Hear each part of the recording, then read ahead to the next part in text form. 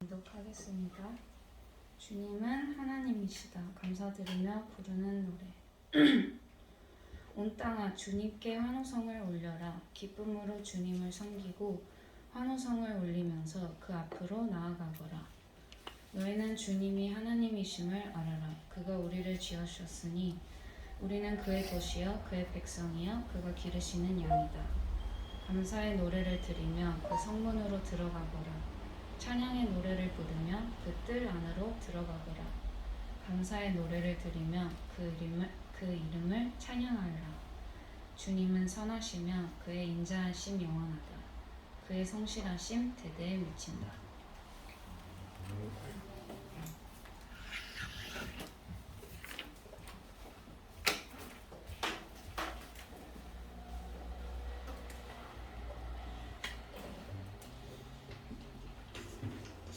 한 주간 동안 잘 지내셨어요? 주중에 얼굴 보고 만나서 교제하는 형제들도 있지만 주일날마다 함께 만나서 찬양을 드리고 주님 앞에 경배를 드리며 예배드림이 저희에게 기쁨이고 힘입니다. 오늘 이제 시편 100편인데 오늘까지 시편 한 편 한 씩 살펴보고 전에 예고해드린 다음 주부터는 사도행전 보도록 하겠습니다. 오늘 시편 100편 매우 짧지요? 짧은 시편인데 내용 구조는 이렇습니다. 보면 이제 화면에 파란색 글씨로 했던 것처럼 환호성 올려라. 환호성 올리면서 그 앞으로 나아가거라. 너희는 주님 하나님이심을 알아라. 감사의 노래를 들으며 그 성문으로 들어가거라. 찬양의 노래를 부르며 그 뜰 안으로 들어가거라. 감사의 노래를 들으며 그 이름을 찬양하여라. 사실은 다 똑같은 말의 반복이죠. 1절, 2절, 4절에서 신나게 찬양하며 주님께 나아가라. 독려하는 내용이고요. 그리고 3절과 5절에서는요. 그렇게 신나게 찬양하면서 주님께 환호성을 질리면서 주님께 나아가야 되는 이유들을 깨우쳐 줍니다. 그 이유들은 첫째는 3절이죠. 너희는 주님이 하나님인 줄 알아라. 그가 우리를 지으셨으니 우리는 그의 것이요 그의 백성이 그가 기르신 양이시다. 야훼는 하나님이시다. 우리의 주님은 야훼 우리 주님은 그분이 곧 하나님이시다. 그 때문이고 그 의미가 뭔지는 조금 이따가 설명을 드릴게요. 두 번째로 5절에서는 주님은 선하시며 그의 인자하심 영원하다. 그의 성실하심 대대에 미신다. 야훼는 정말 좋으신 분이시다. 그러니 야훼는 전능하신 하나님이시고 정말 좋으신 하나님이시니까 우리가 신나게 찬양하며 주님 앞에 나아가자. 이렇게 독려하는 것입니다. 우리가 하나님께 나아가야 되는 이유 첫째는 주님이 하나님이시기 때문에 그렇습니다. 이 이야기를 먼저 드려야 되는데 이런 글자 교회 오래 다니신 분은 보셨을 거예요. 히브리어인데 히브리어는 오른쪽에서 왼쪽으로 있습니다. 왼쪽에서 읽어서 저기 히브리어 구약 성경에 자음 4개로 되어 있는데 히브리어는 원래 모음이 없습니다. 자음만 4개 있거든요. 그래서 저 4개 문자를 테트라그라마톤 신성한 4개의 문자라고 그렇게 부릅니다. 그러니까 하나님의 이름인데 야훼 하나님의 이름인데 유대인들은 그러니까 이제 성경의 옛날 구약성 옛날 사본들을 보면 테트라그라마톤 히브리어 자음 4개 나온 게 나옵니다. 하나님 이름이 나올 때 나오는데 유대인들은 왜 십계명에도 여호와 이름을 망령되이 일컫지 말라 그런 말씀 나오잖아요. 그리고 신명기에도 나오고 나와서 그 계명을 어기지 않기 위해서 성경을 읽다가 저 테트라마그나톤이 나오면 안 읽었어요. 발음하지 않았습니다. 그러니까 좀 이상하잖아요. 그래서 저 글자가 나오면 히브리어로 주인이라는 뜻, 지배자라는 뜻 또는 남편이라는 뜻인 아돈 혹은 아도나이 나의 주님인데 그 이름으로 대체해서 읽었습니다. 그래서 구약 성경에서 저 야훼라는 이름을 만날 때마다 테트라그라마톤을 만날 때마다 그들이 이제 주님이다 이렇게 발음을 했습니다. 그러다가 저 히브리 구약성의 저 4개의 자음 문자 테트라마그나톤을 영어로는 지오바 우리말로 여호와로 발음하기 시작할 때 언제부터 그런지 분명히 밝히기 어려운데 학자들이 보편적으로 주장하는 바에는 한 16세기 그러니까 기원 후 16세기 그때 이제 교황 네오 10세 고해 신부였던 갈라티우스라는 사람이 있습니다. 저 히브리어 네 자음에다가 그 아도나이라는 주님이라는 모음을 결합해서 영어로는 지오바, 우리말로 읽으면 여호와라는 인위적인 형태를 만들어낸 것입니다. 그리고 사실 그 이후로 많은 학자들이요, 저거를 그 지오바, 여호와로 읽는 것은 합당치 않다는 것을 여러 증거 통해서 지적을 했습니다. 그거는 합당치 않은 거다. 편의상 그렇게 붙인 거. 전통적으로 유대인들이 저 테트라 마고나트를 볼 때마다 아도나이 이렇게 불렀기 때문에 갖다 붙인 것이지 실제는 그 이름이 아니라 그렇게 알았습니다. 그런데 그 이후로 계속 영향력의 교회 지도자들이 카톨릭이든 개신교든 그거를 지오바 여호와로 발음하게 되자 다른 사람들이 자연스럽게 따라했고 그 결과 이 하나님의 전통이 되어서 지금도 그냥 여호와 하나님 이렇게 부르잖아요. 찬송가에 그렇게 나오지요. 우리말에도 개혁성경에서도 나왔고요. 근데 영어권에서도 이게 진짜 하나님 이름 맞냐? 지오바인데 이게 나왔습니다. 지오바가 영어고 그 다음에 이제 중국어로는 예허화라고 그러죠. 중국어로는 우리말로 야화화인데 중국 사람이 예허화라고 그랬습니다. 예허화라고 그러는데 근데 이게 정말 하나님 이름 맞냐? 저거를 이제 라틴어 알파벳으로 또 영어 마찬가지 알파벳을 해놓으면 YHWH입니다. YHWH 이렇게 되는데 말이 많습니다. 그 영화 옛날 영화 그 인디아나 존스 잃어버린 성결을 찾아서 그거 보면은 그 주인공이 한 번은 큰 절벽 같은 데서 그 성결을 찾아가는데 알파벳이 적혀 있는 데 있잖아요. 그러면서 하나님의 이름을 따라서 발을 딱 밟는데 지오바가 J자를 딱 밟으니까 막 툭 떨어지려고 그러죠. 아차 지오바가 아니구나. 그 그리스어 헬라어로 보면 이게 예호바입니다. Y로 예호바를 근데 J자가 떨어질 뻔해. 그래도 Y자 밟았더니 안 떨어져요. 그 장면인 것처럼 그렇게 영어권에서는 지오바 그러고 이제 헬라 문화가 강한 것은 예호바 그렇게 했었는데 저거를 우리말 성경에서 번역을 하면서 우리말 성경은 중국어 성경도 많이 봤거든요. 그래서 여호와로 번역을 했습니다. 1932년 28년에 처음부터 번역하면서 여호와로 번역을 했고 그 다음에 야훼 하나님이라고 나오지요. 그 공동 번역에 나옵니다. 1970년대 우리나라 사실 교회에서 참 아름다운 일인데 캐톨릭과 개신교가 함께 공동으로 성경을 번역했습니다. 그때 성경을 번역할 때 그때만 해도 이미 학계에서 저 테트라 마고나토는 정확한 님 하나님의 정확한 님 야훼가 제일 적합하다. 이게 보편적인 견해였어요. 물론 야호다라고 주장하는 학자들 아직도 있습니다. 근데 이제 제일 보편적으로 지지를 받는 게 야훼다 그랬는데 그걸 공동번역 성경 보면 야훼라고 그러면 우리나라 사람들이 뭐 야외 빈들에 나가서 노는 시골에 나가서 노는 그 야외하고 발음이 비슷하잖아요. 들에 나가는 상가가 야외 비슷해서 야 사람들이 혼돈하니까 야 회로 하자. 원래 그 알파벳으로 YHWH H가 저 묵음이거든요. 학자들이 묵음인 거 다 알아요.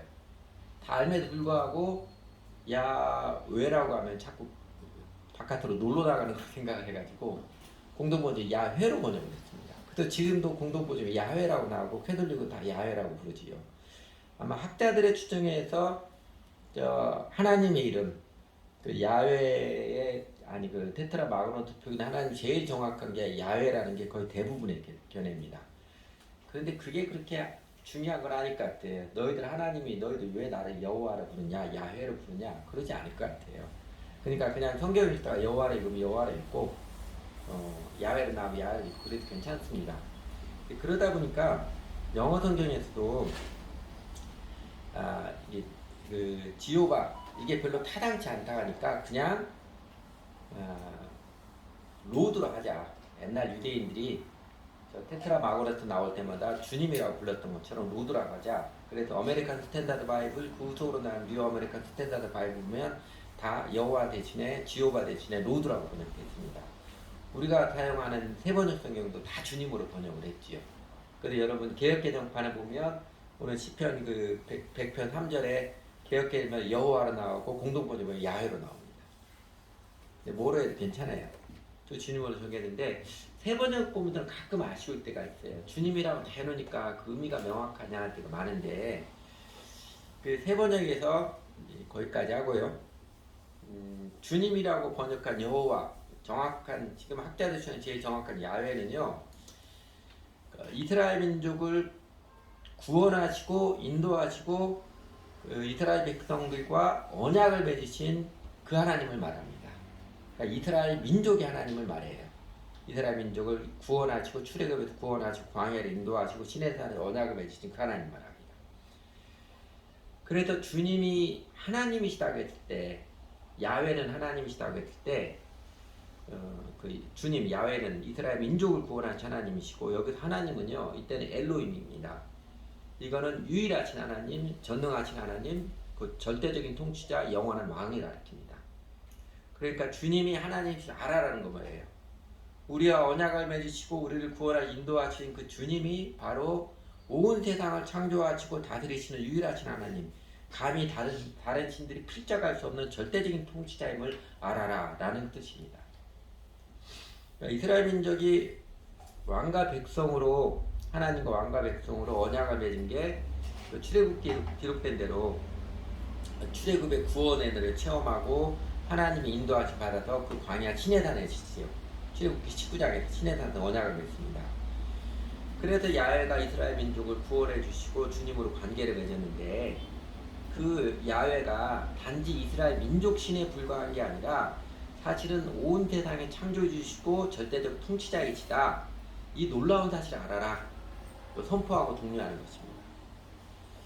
우리 구약성경 순서에는 창세기, 출애굽기 이렇게 나오잖아요.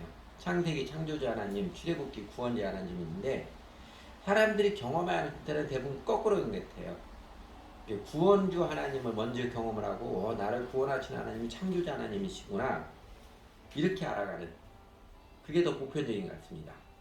그러니까 오늘날 예수님을 통해서 구원을 받고 하나님 백성이 된 우리들도 대부분 그러잖아요. 먼저 예수님이 십자가에서 우리 죄를 대신하여 죽으시고 우리를 죄로부터 구원해 주시고 우리 삶을 인도해 주는 선한 목자를 알고, 그래서 예수님을 주님으로 관계를 맺고 주님이라 부르고 의지하며 살아가면서 알고 보니까 그 예수님이 어떤 분이에요? 메시아 하나님, 전능하신 하나님이시고 온 세상을 절대적으로 통치자이시는 영원한 왕이심을 알면서 우리 마음이 더 뿌듯하고 신나고 즐거운 것, 이게 더 보편적인 경험인 것 같습니다. 비유를 하자면 이런 거예요. 이 남자가 나를 엄청나게 사랑해서, 반딧불 초가집도 이렇게 사랑하는 님이라면 내가 얼마든지 내가 함께하리라 해서 결혼을 했는데, 알고 보니까 이 남자가 엄청나게 훌륭한 남자인 거예요. 그래서 더욱 감격하고 즐겁고 신나서 환호성을 지르며 사랑 노래를 부르며 함께 살아가는 것, 그렇게 비유할 수 있는 것 같아요. 하나님이 내 삶에 찾아와주셔서 내게 간섭하시고 나를 인도하시고 구원해주셨는데, 그 예수님이 인도하시고 구원해주셨는데, 그 주님 알고 보니까 온 세상을 창조하시고 역사를 다스리시는 절대적인 통치자 하나님을 알게 됐을 때 더 감격스러운 것이죠. 네, 그러면 여러분도 여러분 나의 주님 예수님이 전능하신 하나님이심을 알고 계십니까? 나의 죄를 대신하여 십자가에서 죽으시기까지 살아가신 그 사랑의 예수님이 사실은 전능하신 창조주 하나님, 세상의 어떤 힘이나 권력과 비교할 수 없는 절대적 통치자임을 발견하고 체험해 가면서 살아가시는지요. 예수전도단이라는 선교단체 있죠. 그리고 하와이는 열방대학 창시자였던 로렌 커닝엄이라는 사람 있잖아요. 그 사람이 어릴 때부터 자신이 믿고 따르는 주 예수님이 자신의 생각과 상상을 뛰어넘어서 역사하신 하나님, 불가능한 환경을 뚫고 일하신 하나님을 체험하게 된 간증들을 책으로 써서 증거했습니다. 그래서 그 책 제목을 뭐라고 붙이냐면, 하나님 정말 당신이십니까? 하나님 정말 당신입니까? 기가 막히게 내 삶에 간섭하시고 깜짝 놀라도록 기이한 손길로 이끌어 주신 그분이 정말 하나님이십니까? 이게 반문하는 거죠. 그러니까 그가 주 예수님의 전능하신 하나님을 체험하게 된 그 이야기들 고백, 그 간증입니다. 근데 이게 왜 중요해요? 나를 구원해 주시고 인도해 주신 주 예수님이 유일하신 하나님, 전능하신 하나님이시라고 아는 게 왜 중요합니까? 그거를 실제적으로 알고 있으면요, 나의 주님 예수님이 세상에 창조주시고 온 세상을 다스리시는 절대적인 통치자시구나. 그 설명을 까먹었는데 야훼라는 말하고 예수라는 말은 같이 똑같은 단어입니다. 뜻이 똑같은 단어예요. 야훼, 여수와 예수 다 똑같은 이야기입니다. 그런데 그 예수님, 나의 주님이 전능하신 하나님, 절대적인 통치자이고 영원한 왕이시면 아는 게 중요한 것은, 그걸 실제로 말하면 세상에 어떤 난리를 치고 요동을 친다고 할지라도, 내 인생길에 어떤 폭풍과 몰려온다고 할지라도, 심지어 마귀가 내 인생의 앞길에 어떤 회방과 방해를 한다고 할지라도, 나의 주님은 절대적인 통치자 하나님이시기에 내 인생을 인도하시는, 선하게 인도하시는 하나님의 뜻은 반드시 성취될 줄을 압니다. 그래서 물론 그때그때 잠깐씩 염려가 찾아오려고도 하고 또 세상의 바람에 시달림이 약간씩 있을 수도 있지만, 그러나 나의 주님이 영원하신 하나님, 절대적인 통치자이신 영원한 왕이심을 알면은요, 두려워하지 않고 담대함 잃어버리지 않고 언제나 고난의 복판에서도 평안과 승리의 노래를, 믿음의 노래를 부르며 살 수 있습니다.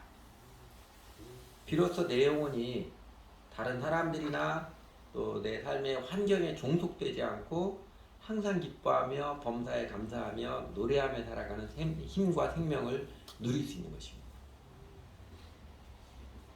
그러면 여러분도 주님이 하나님이심을 알아가시기 바랍니다. 우선은요, 예수님을 나의 주님으로 명확히 관계를 맺어야 합니다. 내 마음대로 생각하고 내 마음대로 살던 내 중심의 죄를 회개하고 나의 죄값을 대신 치루어 주셔서 나의 죄를 완전히 용서해 주시는 십자가 예수님, 나의 의로움을 위하여 죽음의 권세를 이기시고 부활하신 예수님을 나의 주님으로 관계를 맺고 이제는 주 예수님을 헌신적으로 따르십시오. 그러면 주님이, 그 예수님이 전능하신 하나님, 세상의 모든 힘과 지혜를 증가하는 절대적인 통치자이심을, 하늘과 땅의 모든 권세를 가지신 분임을 체험하며 알아갈 것입니다. 그렇게 체험하며 알아가면 이 시편 기자가 시편 100편에서 노래하는 것처럼 우리도 환호성을 지르며 주님을 찬양하며 이웃들에게 하나님께 나아가자고 독려하고 하나님 알아가자고 격려하고 주 예수님 믿고 따르자고 권하고 독려하기를 즐거워할 것입니다. 우리가 하나님께 나아가야 하는 두 번째 이유, 둘째는요, 우리의 주님이 너무나 좋으신 주님, 인자하심이 영원하시고 사랑이 끝이 없이 신실하신, 헤세드라고 그러죠, 히브리어로. 신실한 사랑. 너무너무 선하신 주님이기 때문에 그렇습니다. 5절 짧게 증거해 준 게 그거죠. 주님은 선하시며 그 인자하심 영원하다. 그의 성실하심 대대이시다.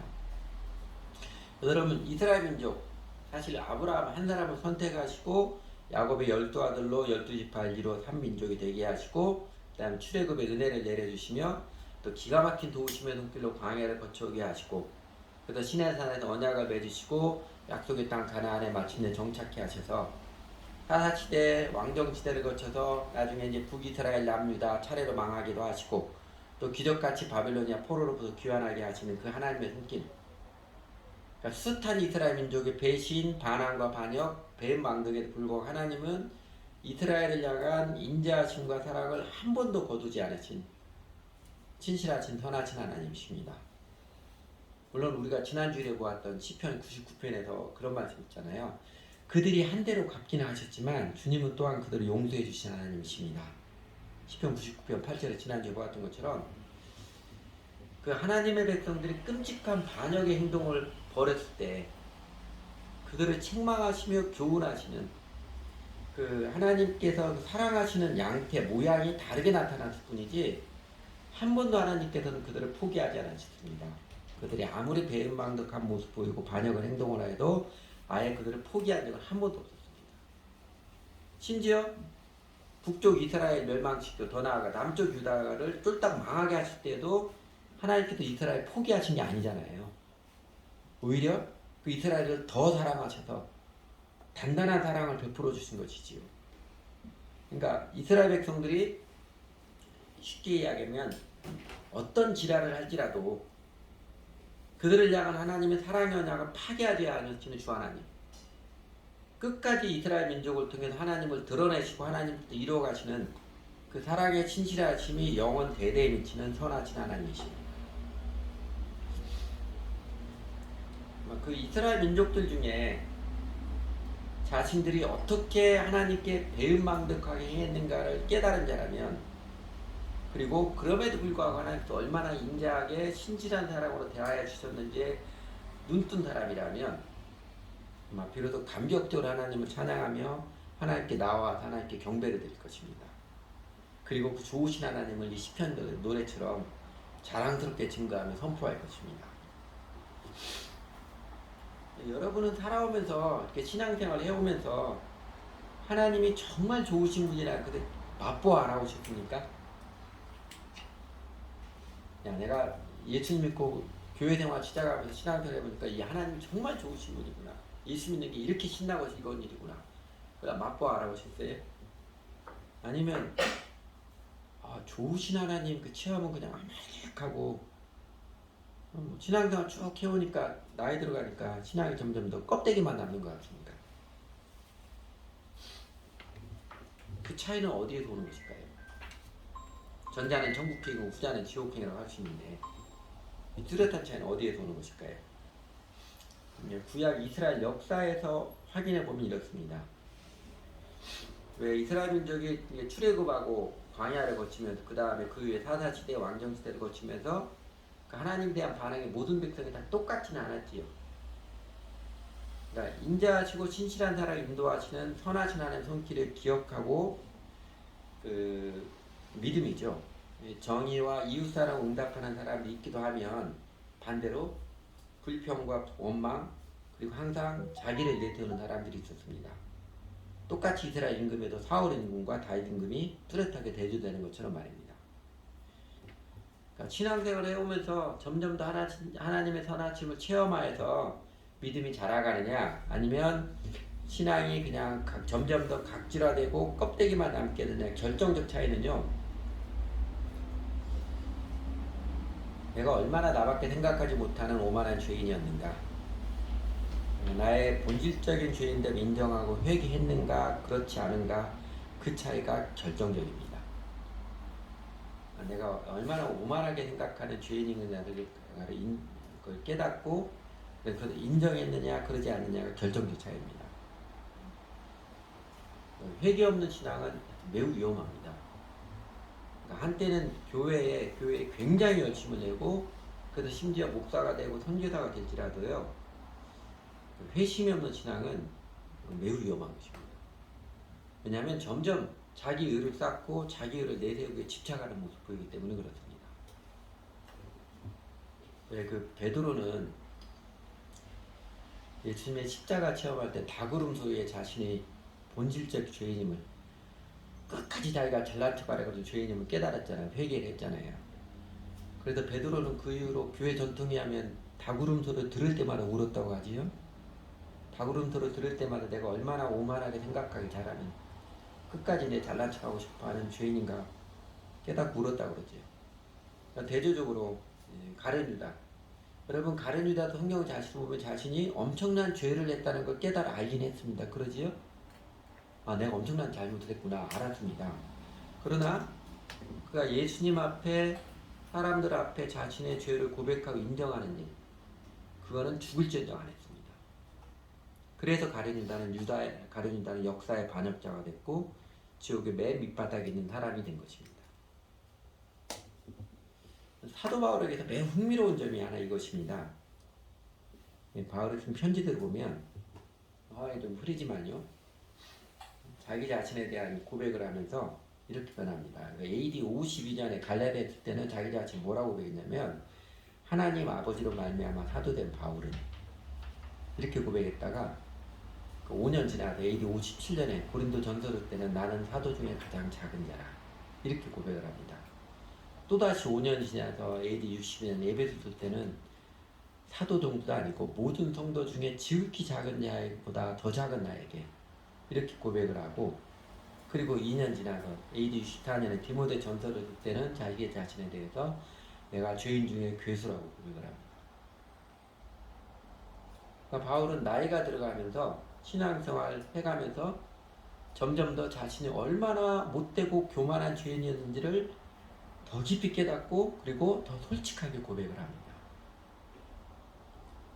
그러면 신앙생활은 이런 거잖아요. 마치 캄캄한 내 마음의 방에 빛 대신 예수님이 들어오셔가지고 그 빛이 점점 더 밝아지는 과정이잖아요.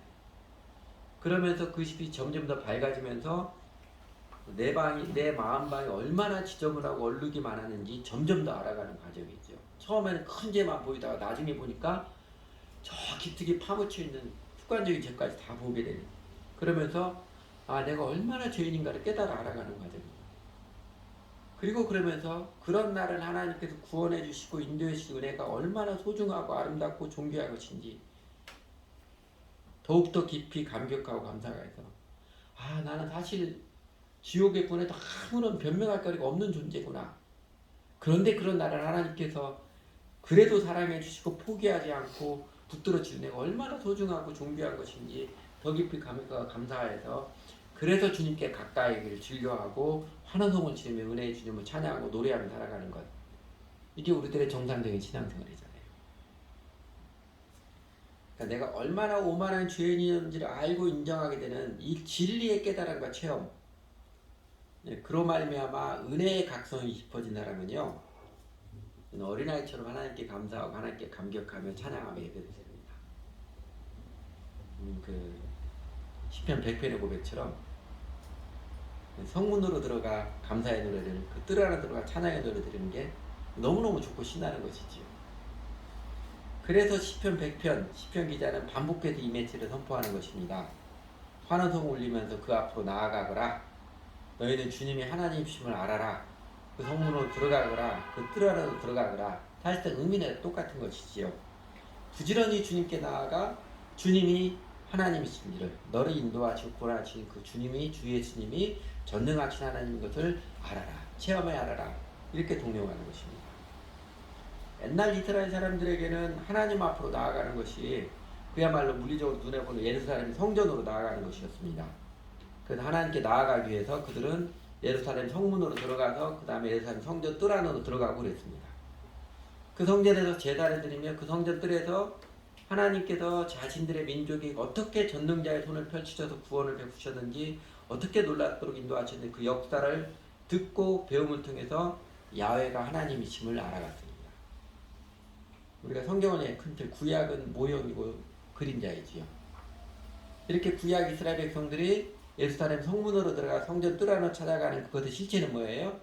예수님이 환하게 나타나는 실체는 우리가 하나님께 나아가는 정직한 실체는요.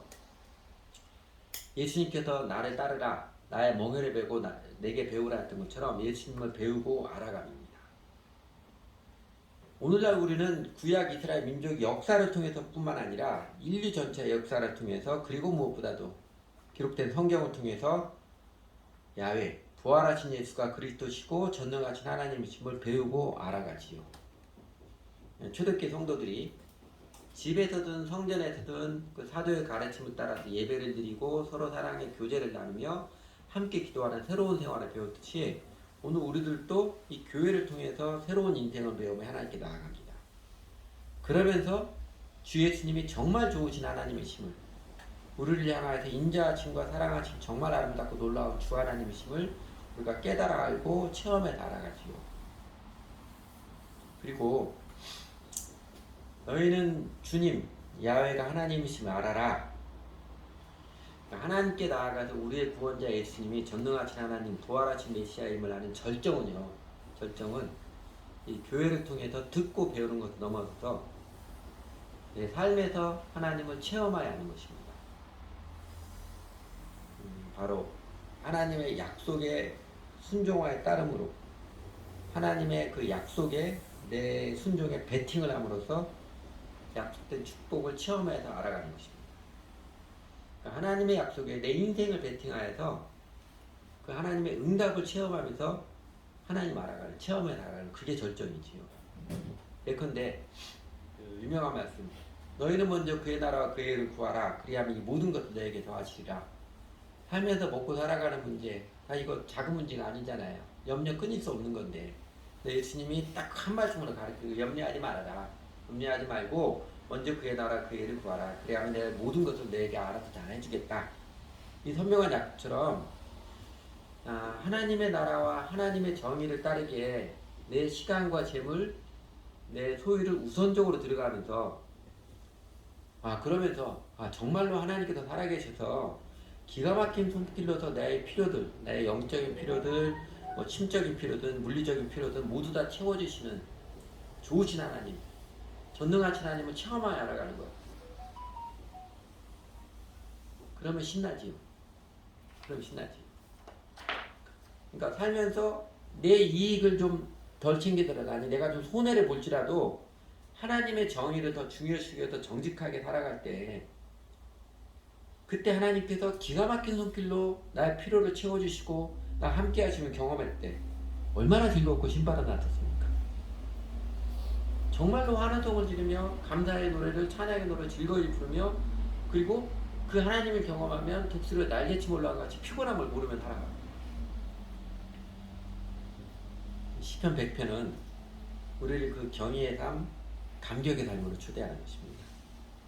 주 하나님의 전능하심과 선하심, 정말 좋으신 하나님을 체험하며 살도록 너희는 주님의 하나님이신 줄 알아라. 그 앞으로 나아가거라. 우리를 추종하는 것입니다.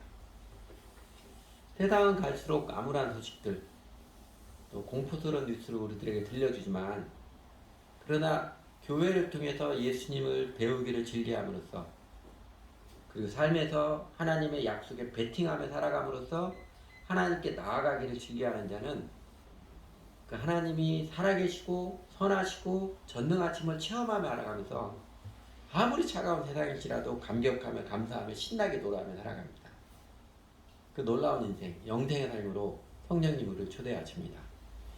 오늘 주보 이면에 그 장영희 선생님 괜찮아라는 글 하나 실었는데, 많이 알고 계신 분 있을 거예요. 하도 좋아서 또 실었습니다. 이 장영희 선생님이 쓴 책 제목 중에 하나가 살아온 기적, 살아갈 기적이잖아요. 그 책 제목처럼 우리 모두도 하나님께 부지런히 나아가서 내 인생은 살아온 기적, 살아갈 기적입니다. 내 사는 게 하나님의 은혜의 기적입니다.